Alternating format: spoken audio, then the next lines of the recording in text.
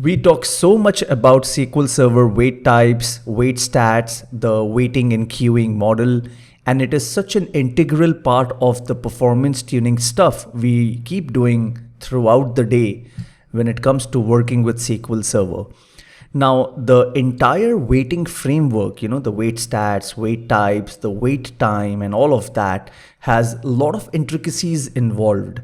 And with every new version of SQL Server, you have new wait types getting added to the framework, to the engine, and things get a little more complicated.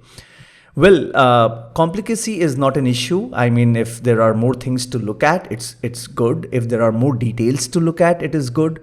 But if there are new items added and if they are not explained by the SQL Server team, or there is less documentation about that, then that is a problem, because then such things can mislead you, and it can mislead you terribly. Because by misleading, what I mean is the problem is somewhere else and you're looking somewhere else. Now, here is a very classic example of a very simple troubleshooting using the wait stats, the waiting framework. And because of these new wait types that are added and are undocumented, you might just kind of start wondering what's going on. So here is just an example. You might have come across this example that I'm showing you right now, or you might have seen similar things across the recent versions of SQL Server. So just for the records, for the purpose of demo, I am in SQL Server 2022, which is the latest RTM from Microsoft. Now in SQL Server 2022, let's get down to this demonstration where I will simulate a waiting scenario, and we'll look at a couple of places, and then you will see how you can be misled into, looking at different direction while the problem lies somewhere else. Okay, let's get started. We are using AdventureWorks 2016. Here is a very simple query. Select star from sales order detail, order by line total descending.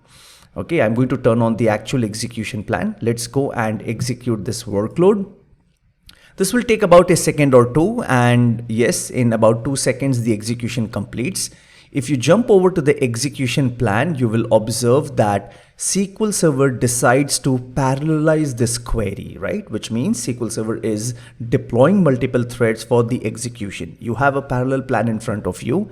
If you take the cursor over clustered index scan, right click, go to properties, you can clearly observe that SQL Server has chosen how many threads. Okay, let's go and look into this. I have 8 virtual procs here. So SQL Server has deployed 8 threads here, right? And of course, this is the controller thread 0, and then we have 8 threads from 1 to 8. And then all of them are doing some work. Each thread is dealing with X number of rows.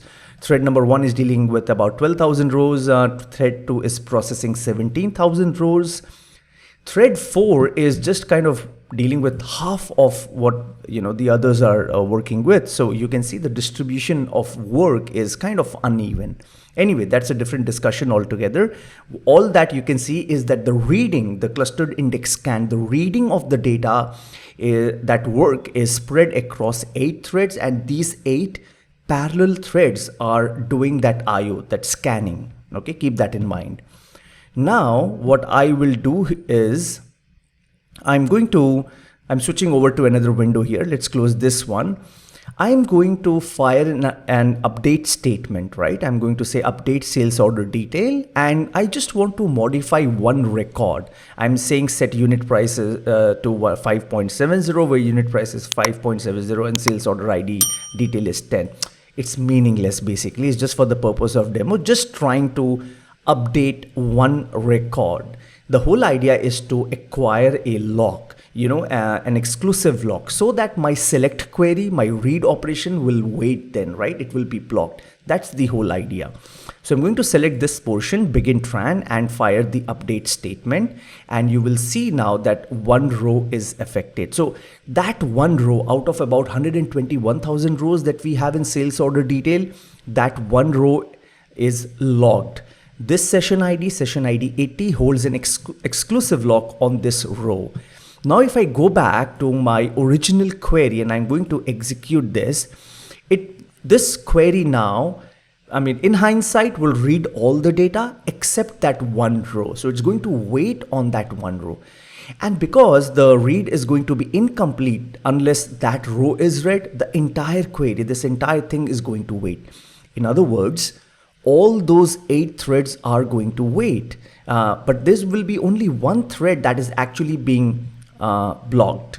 So let's go and execute this. And as expected, you can see there's no output. The query is waiting. Now, when the query is waiting, we perceive this as slowness. The query is running slow. The response is not coming back in expected time. Support tickets will be raised and all sorts of things will happen.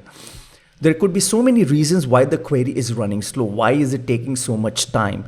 Now, because of this demo, you know that this is a blocking scenario. So where are you going to go and look into, when it comes to dynamic management views, and you want to ask SQL Server, you want to ask the SQL Server engine, tell me what is going on. You have a couple of options with you, but let's just let's come down to, let me just remove this one. Let's come down to 2 dynamic management views, sysdm exec request, that's one of them, and the other is sysdm OS waiting tasks. I'll first show you sysdm exec requests, and there is a reason why I am showing you this DMV. In a recent discussion with one of the customers, I came across people using sysdm exec request to identify waits. And this is absolutely no-brainer as to why you would use sysdm exec request when you have sysdm OS waiting tasks. And I was kind of a bit surprised as to why people are not using this one and instead they're using that.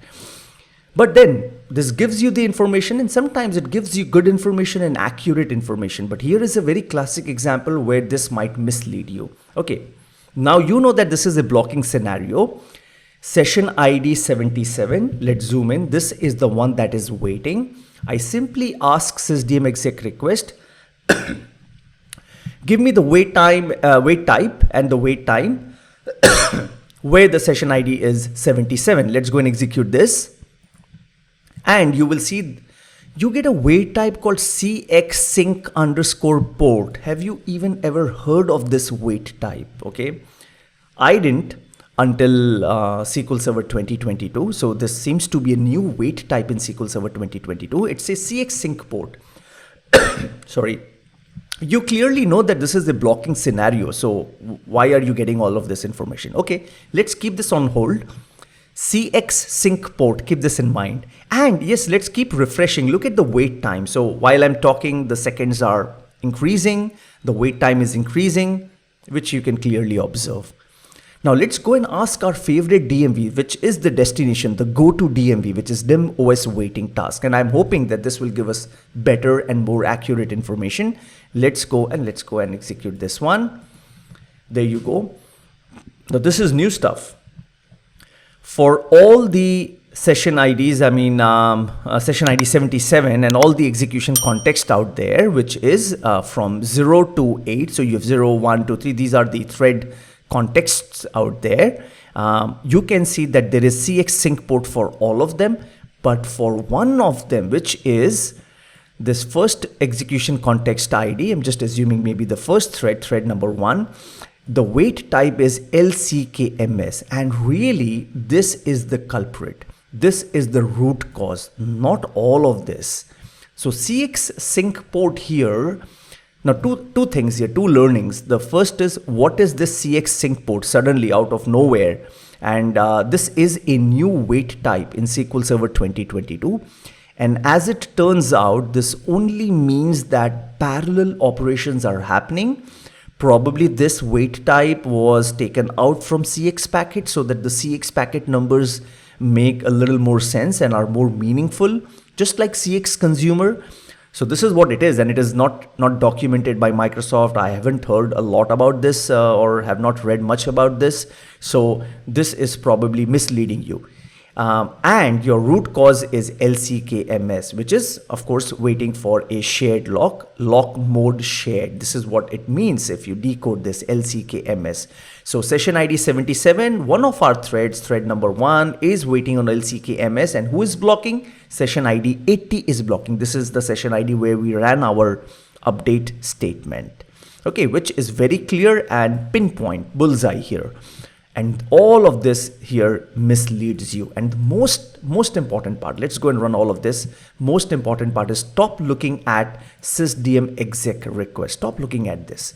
Focus on sysdm OS waiting tasks, right? So yeah, friends, SQL Server wait stats, wait type, it's important. Where are you looking at? And you need to get the right information if you look at the right place. I hope this demonstration was useful. Do check out our masterclass recordings. The most recent masterclass that was delivered live, the recordings are now available. Deep dive content, more than 40 hours of demo stuff, real world. And if you subscribe, you get lifetime access to that content, which means you can watch the content anywhere, anytime, and as many times as you want. This is a huge deal. It's a steal for SQL Server people who want to dive deeper into SQL Server performance tuning, troubleshooting, and query optimization. SQLmaestros.com. Check out the masterclass recordings. And either way, I will see you with more tutorials and more videos. Do share this video with your friends and colleagues, like, subscribe, and yeah, share. Thank you so much. Happy SQL.